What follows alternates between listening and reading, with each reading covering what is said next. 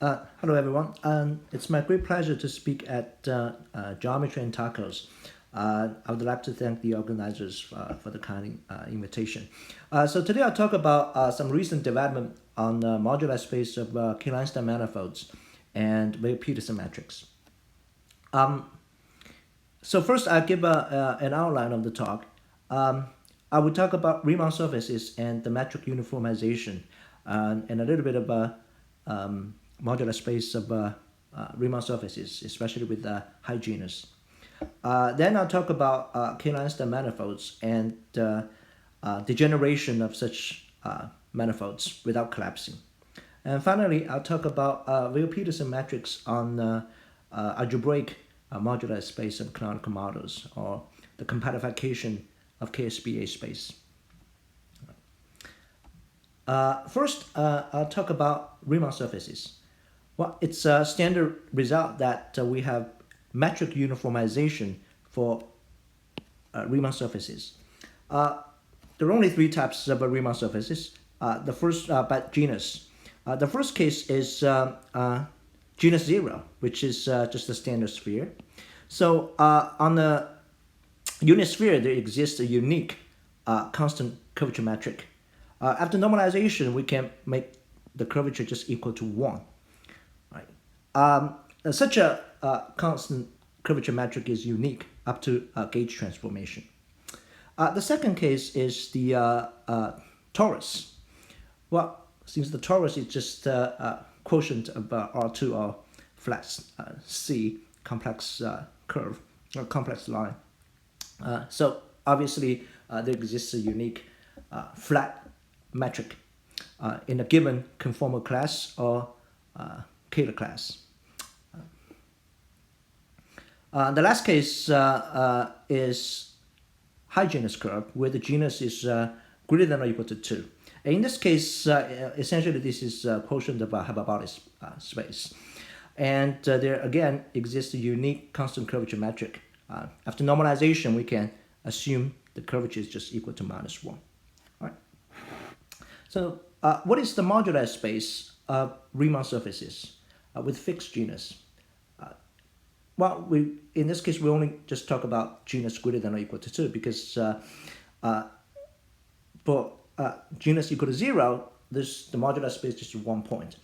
For genus equal to 0, you're looking at the modular space of complex structures on fixed elliptic curve. Okay. So let's look at the algebraic degeneration of Riemann surfaces with genus greater than or equal to 2. So in this example, let's look at Riemann surface with genus equal to 4. So in other words, there are 4 holes in this compact Riemann surface. Well, suppose you have a sequence of Riemann surfaces of fixed genus in this case, and you allow the complex structure or conformal structure to change. So the possible degeneration would be like this. Some of the cycles will be pinched to a point.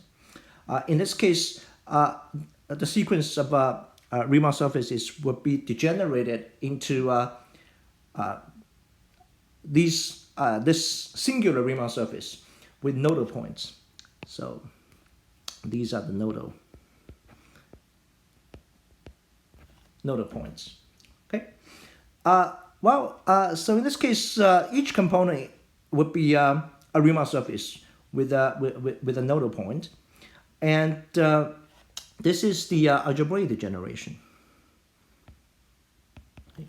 So such degeneration is sometimes called the nodal curve. It corresponds to the Ring-Mumford compactification of Riemann surfaces. Now, what about differential geometric degeneration? So suppose we have family or sequence of Riemann surfaces with fixed genus, where you allow the complex structure or conformal structure to change. And then given a fixed complex structure or conformal structure, you have a unique constant curvature. So the curvature, we can always normalize the metric so that the curvature is always equal to -1. So the corresponding degeneration to the algebraic degeneration in this case would be three disjoint union of complete Riemann surfaces, open Riemann surfaces. If you look at the picture, you have three pieces of Riemann surfaces. They are not closed. You have open points here, open end here. What are these open ends? They're exactly corresponding to the nodal points in the algebraic degeneration.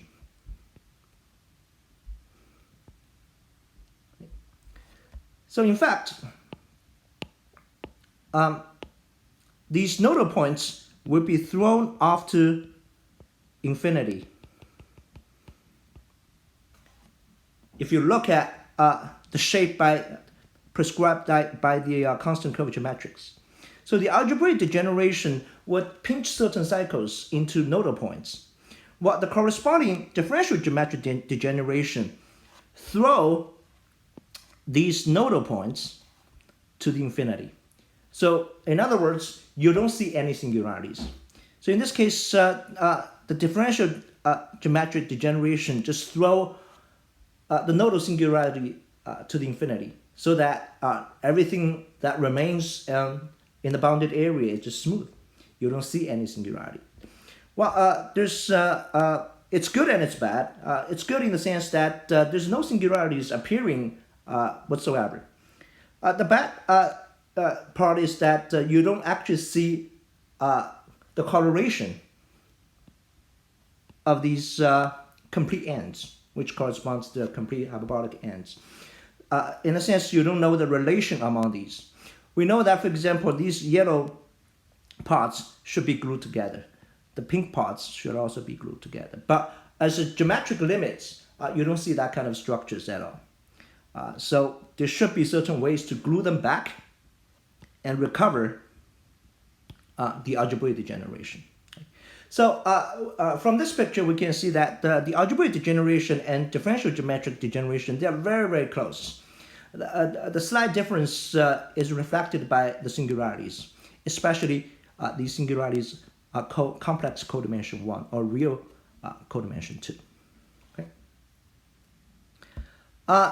So the algebraic degeneration exactly corresponds to the Deligne-Mumford compactification of the modular space of Riemann surfaces with fixed genus greater than 2, greater than or equal to 2. So if we let Mg be the moduli space of Riemann surfaces of genus little g, which is fixed to be greater than or equal to 2, then the compactification would be exactly the modular space, the open modular space, adding certain singular Riemann surface or the nodal curves on the boundary. Okay, so these are the smooth Riemann surfaces, and this corresponds to the singular point. The curve is you have these nodal curves, okay, with possibly different multiple components. Okay. So this corresponds to the algebraic degeneration for Riemann surfaces of fixed genus greater than or equal to 2. Okay. Next, I'm going to talk about KhlerEinstein manifolds. So here, we let M to be the n-dimensional complex manifold. Well, we always consider, in this case, a complex manifold without boundary. Okay. So then we'll try to put a Riemannian metric on such compact complex manifolds. So a Hermitian metric can be easily defined on complex manifold. So in local coordinates, let's say in local coordinates,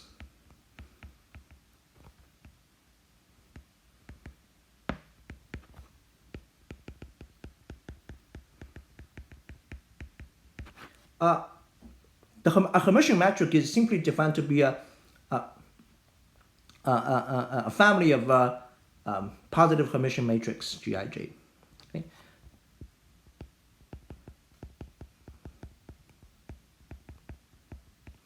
this is a positive definite Hermitian matrix at every point Z. Right. So this Hermitian metric is called a Kähler metric if the corresponding form, corresponding 1-1 form, smooth 1-1 form, is a closed form. So how do we construct the corresponding 1-1 form? Well, you just use Gij bar and times dzi wedge dzj bar. Everything's calculated in local coordinates. And put root of -1 in front of it so that it's this is a real 2 form.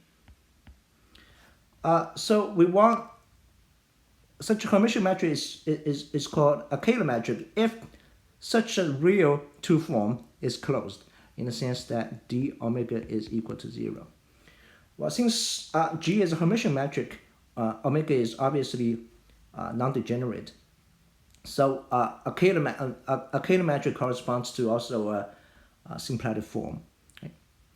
And then we define a complex manifold to be a Kähler manifold if there exists a Kähler metric or Kähler form on it. Right? So a Kähler manifold is something like between a Riemannian manifold and the symplectic manifold. So it shares properties from both sides. Now we can define KhlerEinstein metric. A Kähler metric G on a Kähler manifold, let's say M, is Einstein if it satisfies the Einstein equation where the Ricci curvature is proportional to the metric itself.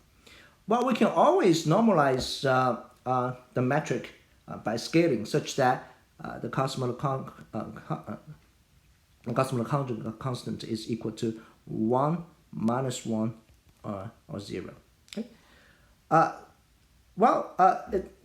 The natural question is when does a Kähler manifold admit a KhlerEinstein metric? Another question is that what would be the modular space of KhlerEinstein manifolds? Well, it's natural to imagine that one probably should have some weak version of metric uniformization for Kähler manifolds as a generalization for the metric uniformization for Riemann surfaces. Well, in general, it wouldn't hold. First of all, you can't look at constant curvature metric Kähler manifolds because they are more or less very limited model manifolds. So therefore, we have to, instead of looking at constant curvature metrics, we have to look for Einstein metrics, which is kind of a weak notion of constant curvature. Second of all, in general, high-dimensional case for KhlerEinstein manifolds, singularities would always appear in terms of degeneration, and the singularities could be quite bad. Okay, so there are two questions: existence of KhlerEinstein metrics, as well as a modular space of KhlerEinstein manifolds, as well as its compactification. Right. So let's look at the modular space by dimension. When the complex dimension is equal to 1 of the underlying manifold, well, it can only break into these three cases. When lambda equal to 0, well, in this case, it's just the standard sphere. And the modular space is just 1 point. It's trivial. When lambda is equal to -1, it corresponds to the, so lambda is the cosmological constant. So when lambda is equal to -1, that corresponds to modular space of Riemann surfaces of fixed height genus. So suppose this is the modular space, and over the modular space you have smooth high genus curves. But on the boundary, these points on the boundary of modular space, they correspond to the nodal curves, singular Riemann surfaces with nodal singularities, okay, and possibly multiple components. When lambda equal to 0, so the degeneration could be, it depends on how you look at it. It's essentially the modular space of elliptic curves. You just have to look at the complex structure on the lattices. Okay, But if you look from the point of metric geometry, suppose you have a sequence of flat torus. While you would like to, just like the previous cases, you want to normalize the sequence by making the volume always equal to 1. So there could be two scenarios if you have a sequence of flat torus. The first possibility is that the limit will be, again, a smooth torus. And the complex structure will converge smoothly. Right? You get the limiting space will be, again, a nice flat torus. The other possibility is that one of the cycle shrinks to 0, the other cycle blows up to a straight line. So if you look at the geometric limit, well, this would be just a straight line. Okay, so in this case, you have collapsing. These two cases, there's no collapsing. Well, almost no collapsing. The first case, there's no modular. The second case, you might have a little bit collapsing at these nodal points, okay, at the infinity. But it's the torus case when you indeed have collapsing, where the limit would just would coincide with the straight line. Okay, so now let's move to dimension 2. For complex dimension 2, we're not going to look at degeneration or modular space of constant curvature Kähler surfaces. Instead, we're going to look at, let's say, a sequence of KhlerEinstein surfaces, complex dimension 2. Okay. So obviously, they satisfy the Einstein equation, where the Ricci curvature of GI, the sequence of Kähler metric, is proportional to the metric itself. As before, we can always normalize the metric so that the cosmological constant lambda is equal to 1, -1, and 0. So let's start with the first case when lambda is equal to 1. In this case, we all know that this would be correspond to the del Pezzo surface, because the first class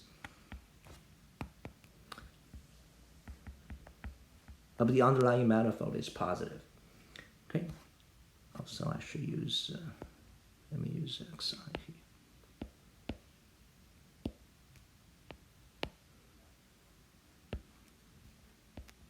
Okay, all right, so when lambda is equal to 1, you have this sequence of positive curved KhlerEinstein surfaces. By the work of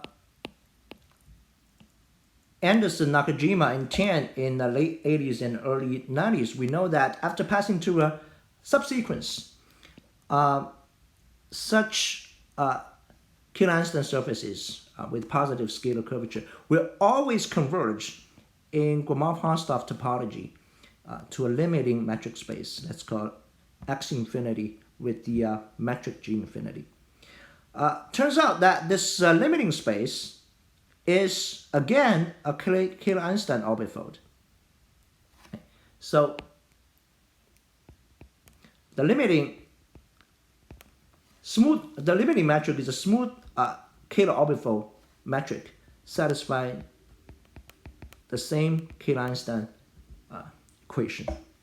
So the convergence is also smooth away from these the orbifold singularities. All these orbifold singularities would be there would be only finitely many orbifold singularities, isolated orbifold singularities. Now locally they are just C2 quotient by finite subgroup of U2. Okay, that's U2. So this in fact holds for Einstein surface. Einstein form manifolds, if you assume certain integral bounds of the curvature tensors. And it's in the surface case that the notion of partial C0 is proposed by Tian, which will be later used in the high dimensional case. Right. So if you look at the picture, that means you have a sequence of, let's say this is X1, G1, This is xi, gi. You have a sequence of Kähler-Einstein manifolds, surface is smooth, and the limiting space would be again Kähler-Einstein, but you have a bunch of isolated orbifold singularities. Okay, so it's pretty good, and the key ingredients for such compactness result is the epsilon regularity. Okay. Right. So now let's look at the case when lambda is equal to -1. But here we have to add another assumption. We have to assume that the volume of the sequence has to be uniformly bounded from above.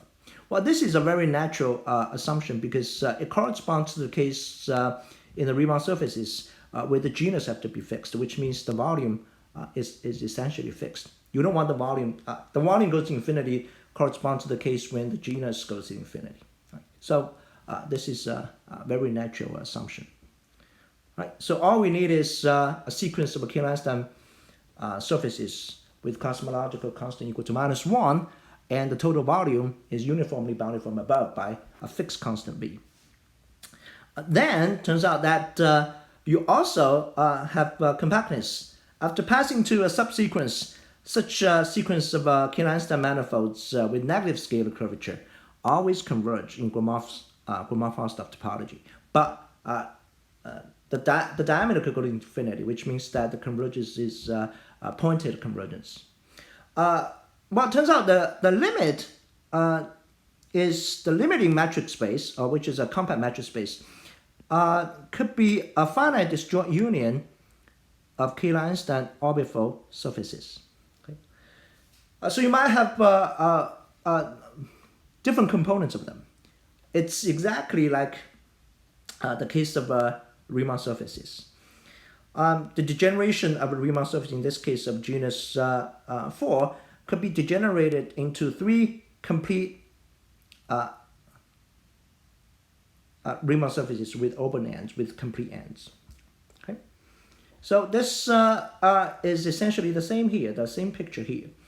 The limiting space is a finite disjoint union of a Kähler-Einstein orbifold surfaces. Again, each component, each one is has isolated orbifold singularities, but only finitely many of such singularities.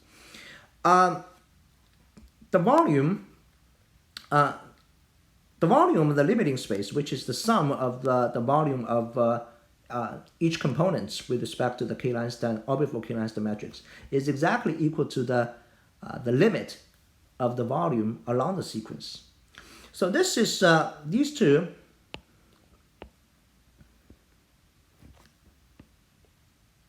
results are due to Krieger and Tian. You can see that the result is more or less after 10 years after the case of when lambda is equal to 1. The difficulty here is that you don't have non-collapsing, because in the case of positive curved Kähler-Einstein surfaces by Meyer's theorem, since the metric Gi always sits in the first term class, its integral class, immediately we have the bound on the volume from below.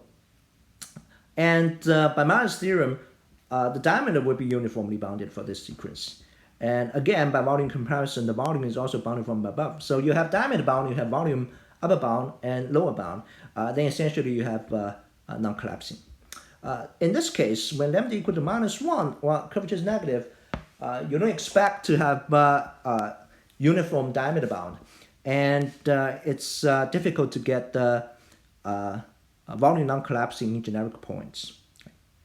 So the theorem of Krieger and Tian works in the general setting for Einstein 4 manifolds, again with certain integral curvature bound. So in the Kähler setting, this is quite the result is neat, is quite neat. You only need the upper bound of the volume. Okay, and this essentially, the second part essentially tells us that there's no volume loss, which means that essentially there's no collapsing at all, almost no collapsing. Right? In fact, they can also show that the curvature is uniformly bounded on these limiting orbital spaces. Right? So they the ingredients of their proof, the new ingredients of their proof is the improved epsilon regularity, and they use the collapsing theory of Chigo-Gromov and Fukaya.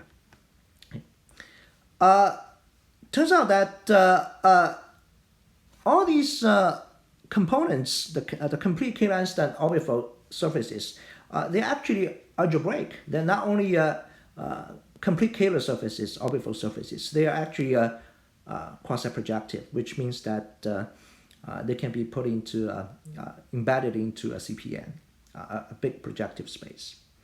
All right, if you look at the picture, each component is a complete KhlerEinstein orbital. So the green spot and the yellow spot correspond to the complete ends.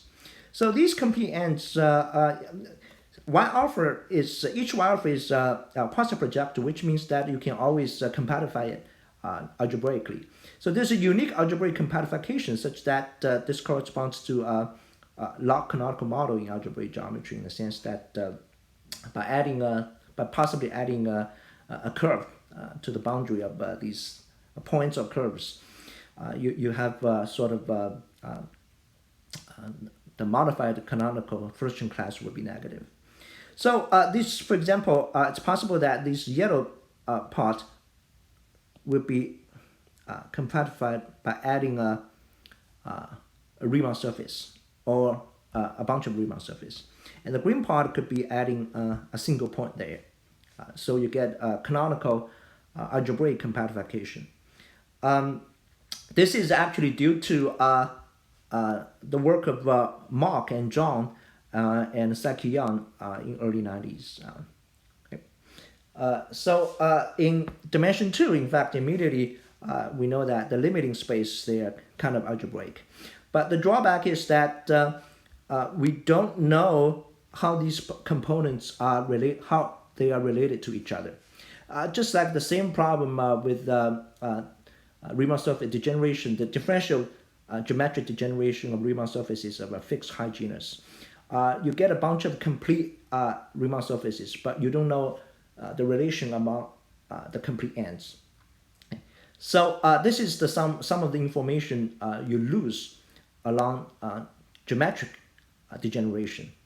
The good thing again is that you don't see the singularity, the bad singularities, because these singularities are the pretty bad singularities we'll talk about later.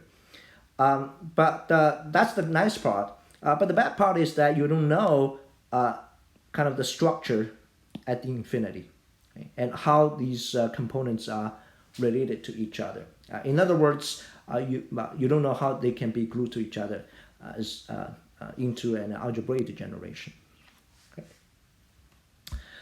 When lambda equal to 0, this is a very complicated situation.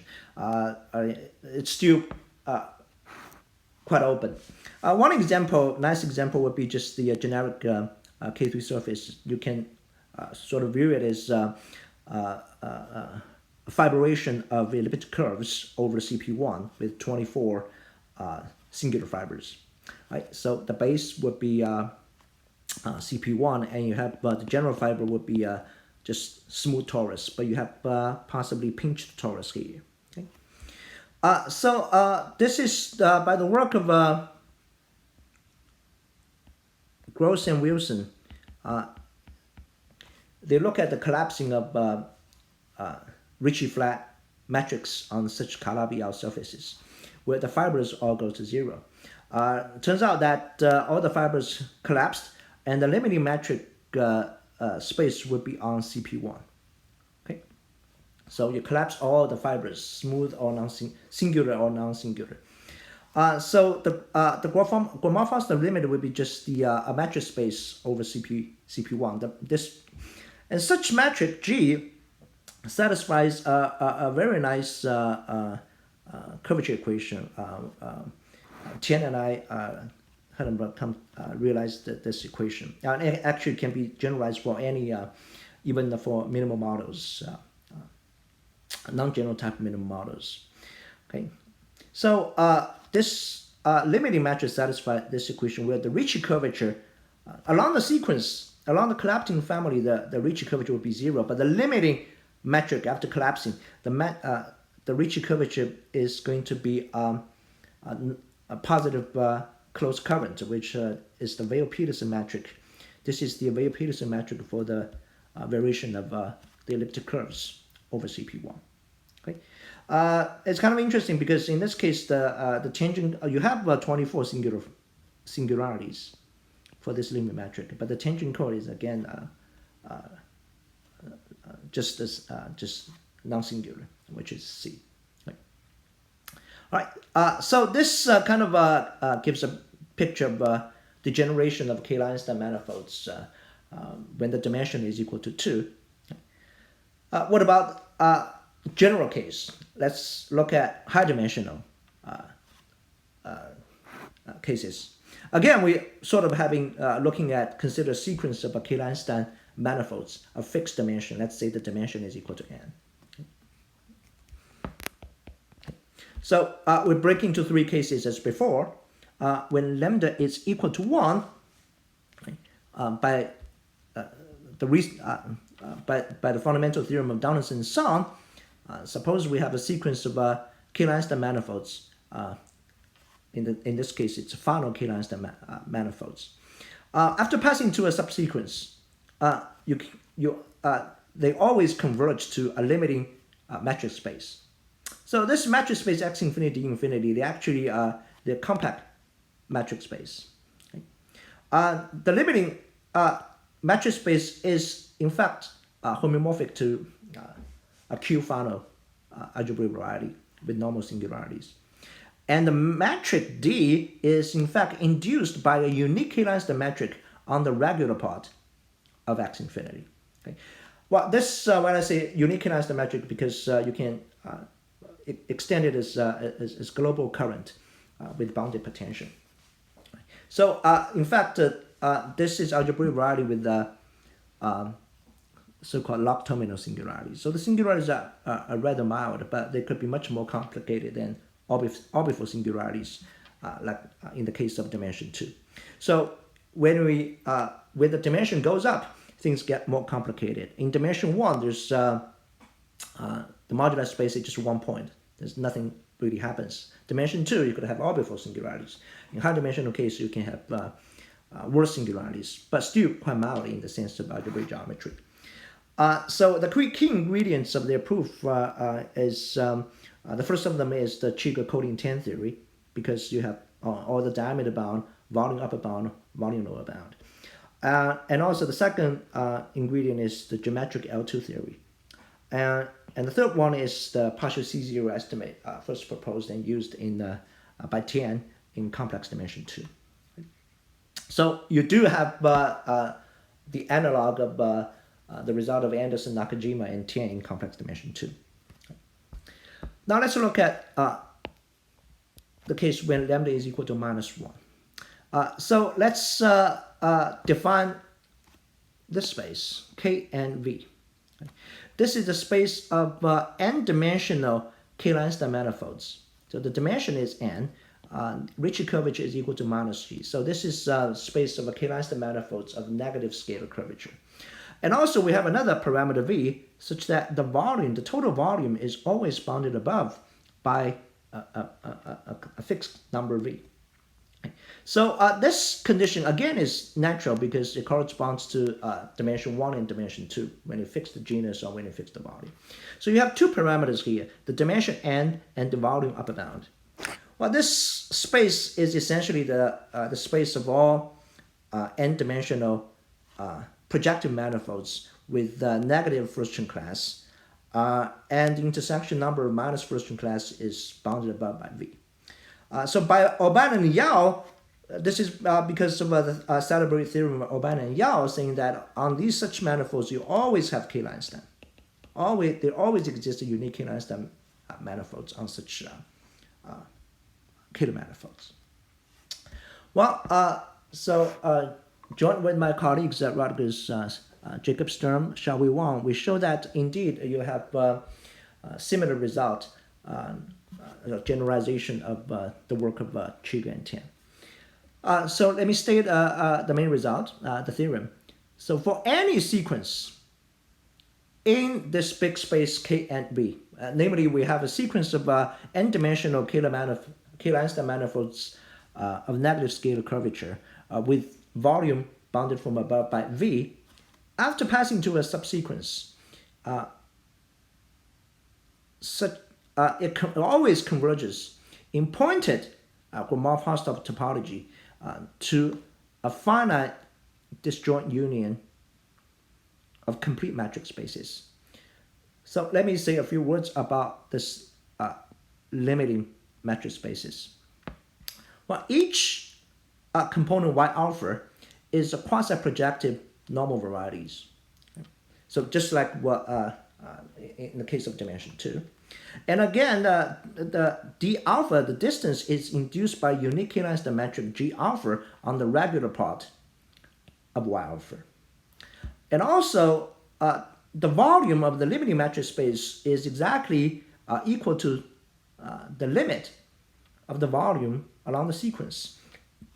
This essentially tells us there's essentially no collapsing. Okay? So the collapsing is essentially thrown off to the infinity, and there's almost none of it. Okay?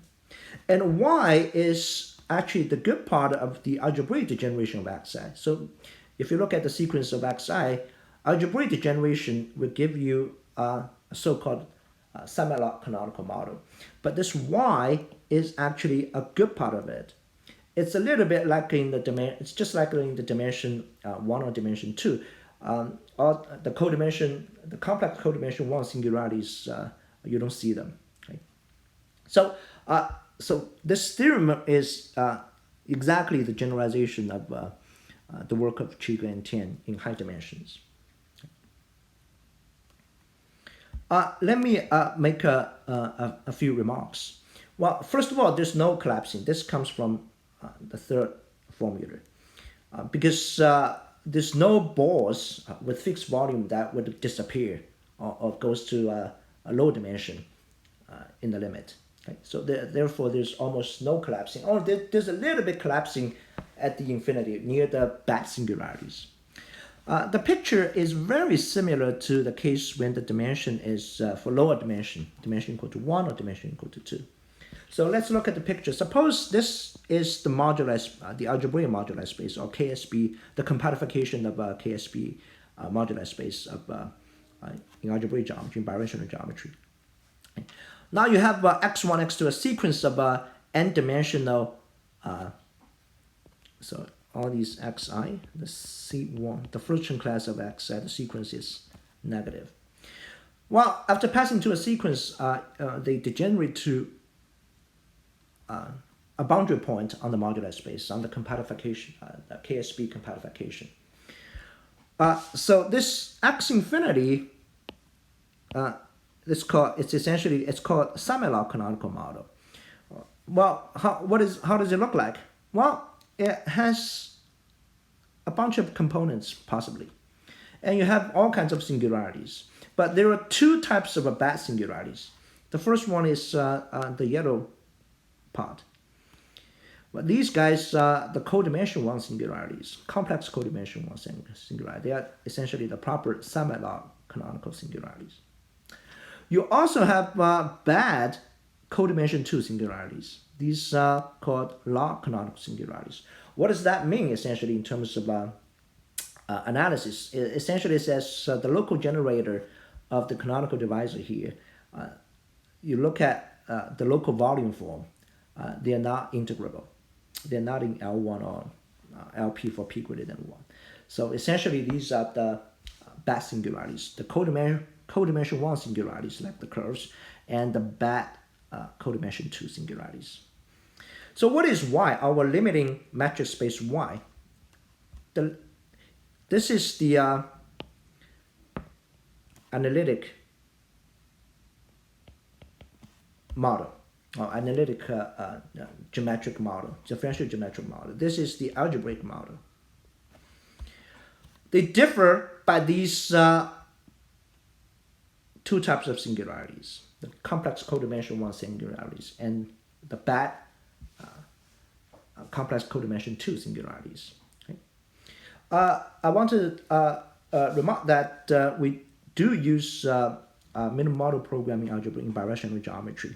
This is the drawback because in dimension 2, the proof of Chig and Tan for their theorem, it's purely differential geometric.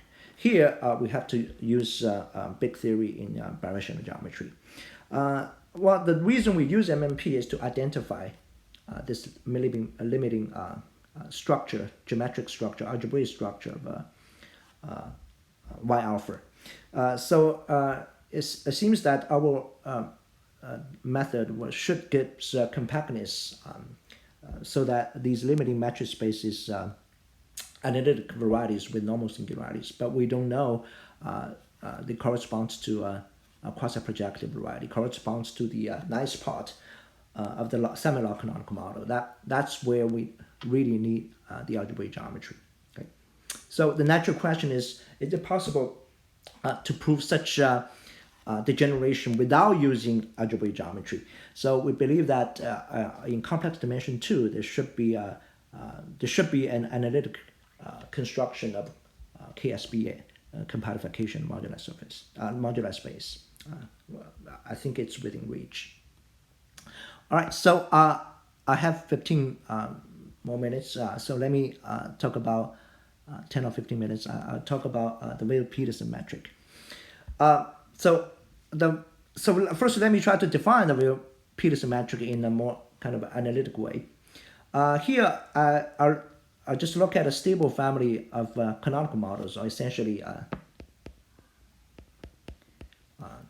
stable family of manifolds of negative first-order class. So this is, you have a holomorphic map from n plus d dimensional space to a unit ball in Euclidean space of dimension d. The general xt, we write xt to be the fiber over t. T is in B. Okay.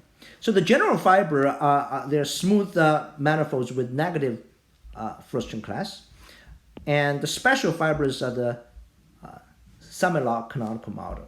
So essentially, this is kind of the KSB modular space. You have smooth C1 negative manifolds, and then the singular fiber or the special fiber, they look like this. Right? They could have bad singularities, but somehow the singular fiber is still pretty good because they sort of have ample canonical class. So they're still pretty good, but with bad singularities. We can assume that the relative canonical divisor is ample. Right? So this is, we say this is a stable family of canonical models.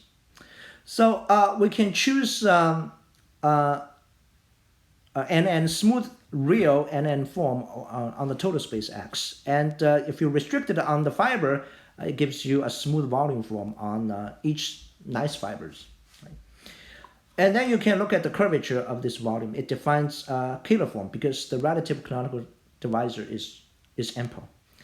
And then you restrict it on the fiber, you get a smooth Kähler form on each fiber. Then the complex March-Ampere equation defined as below. Right? So this is a complex March-Ampere equation with e to the phi t. This is the phi t will be the unknown. They are the PSH function with respect to the reference Kähler form theta t.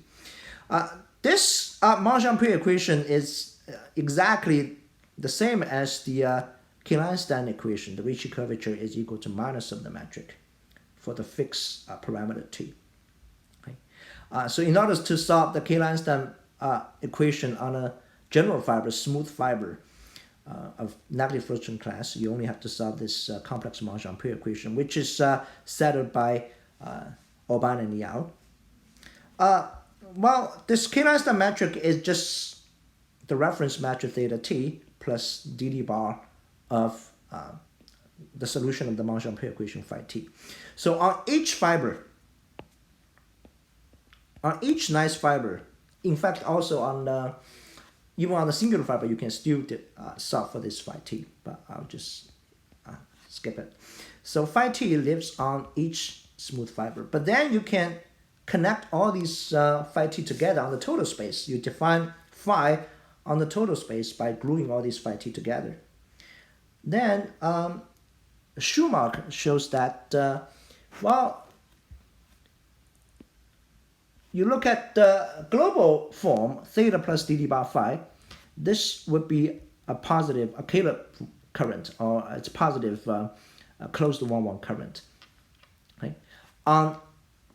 Sorry, not current, that's smooth, smooth Kähler form on the regular part of the total space, which means you take away all the singular fibers.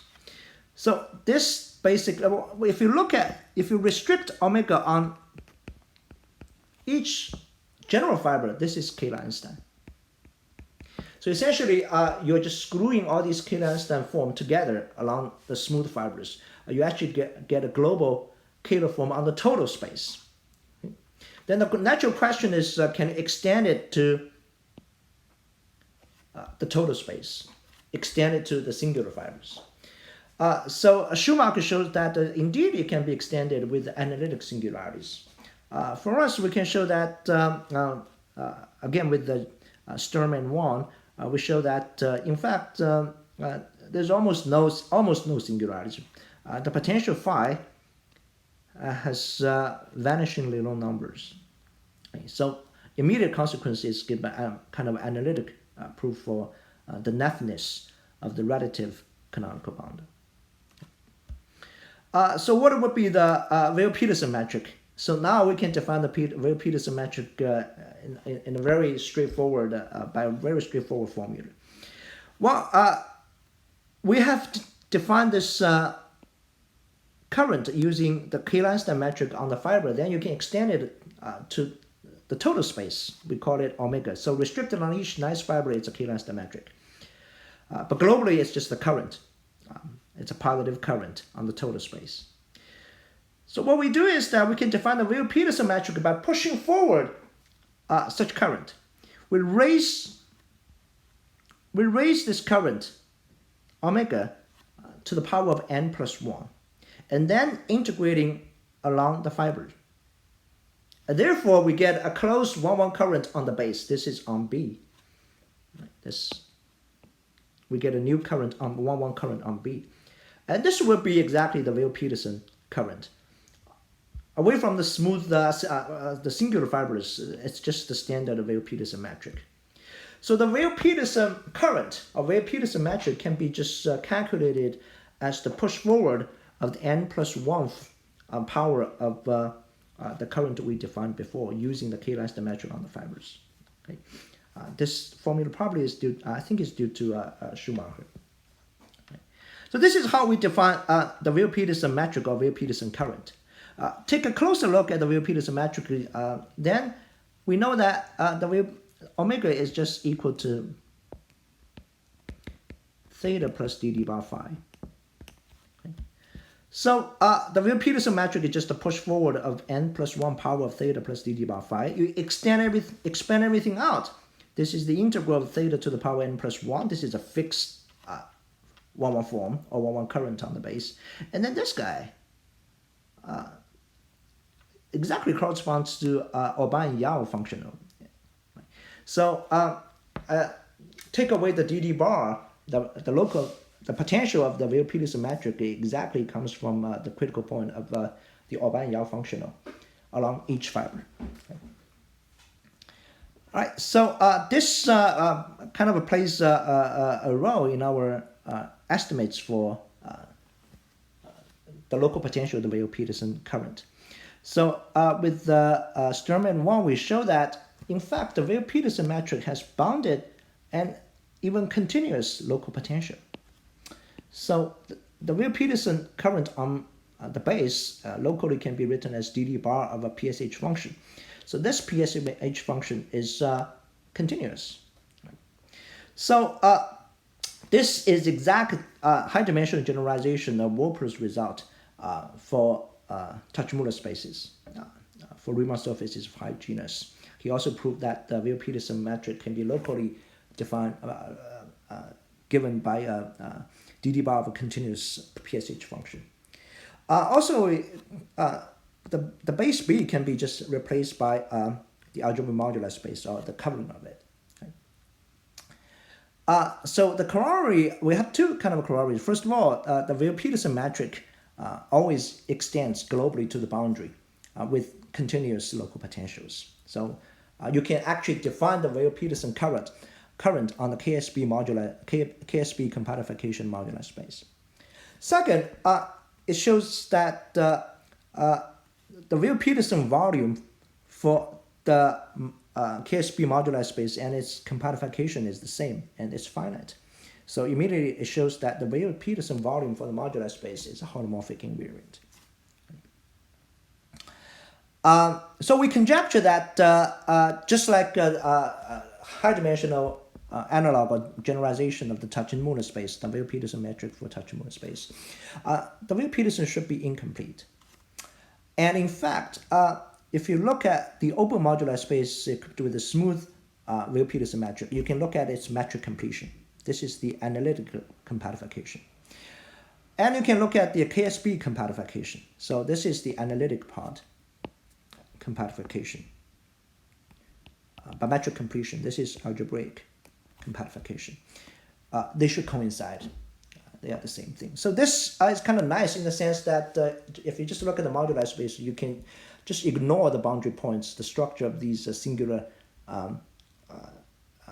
similar canonical models. The metric completion of a Weil-Petersson metric automatically give you the structure of a certain structure and the identical structure of the KSB compactification, the algebraic KSB compactification.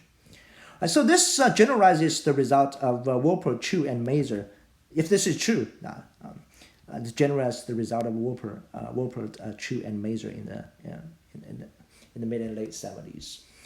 They prove that this the second case. Both of the statements hold for Touch-Muller spaces. Okay. So I'll finish the talk by a very simple but very nice example by Tian and Ran. So you look at again a stable family, but over a disk in C. So in this case, the generation is quite nice that you have smooth fiber. General fiber is just smooth KhlerEinstein manifold, but the singular fiber here, which is the central fiber, they only have simple normal crossings. Well, they can be generalized a little bit. So essentially, the singularities are just standard codimension 1 singularities. All these guys, each component locally is just smooth. Okay. So the question is, what is the asymptotics of the Weil-Petersson metric near the origin, near the central fiber? Okay. So obviously, for each smooth fibers, you have KhlerEinstein metric, and they always converge to the complete KhlerEinstein metric on the singular fiber. So on the singular fiber, you always have a complete KhlerEinstein metric. All these codimension 1 singularities will be thrown off to the infinity, just like we discussed earlier. They're corresponding to the semi-log canonical singularities. Then we can then they calculate the Ran calculate the Weil-Petersson metric near the origin. The asymptotic is just the dz wedge dz bar over z square and cube of log of z square. You can calculate it has finite distance to the origin, and therefore it's incomplete. One would like to just generalize this result to any singular fiber. If the filling is semi-log canonical model, then one would like to calculate the Weil-Petersson to at least to have some geometric or analytic estimate of the Weil-Petersson metric near the origin, and hopefully it's incomplete. And hopefully the metric completion of such Weil-Petersson metric gives you the same topological structure and analytic structure of the KSB compactification modular space. I'll stop here and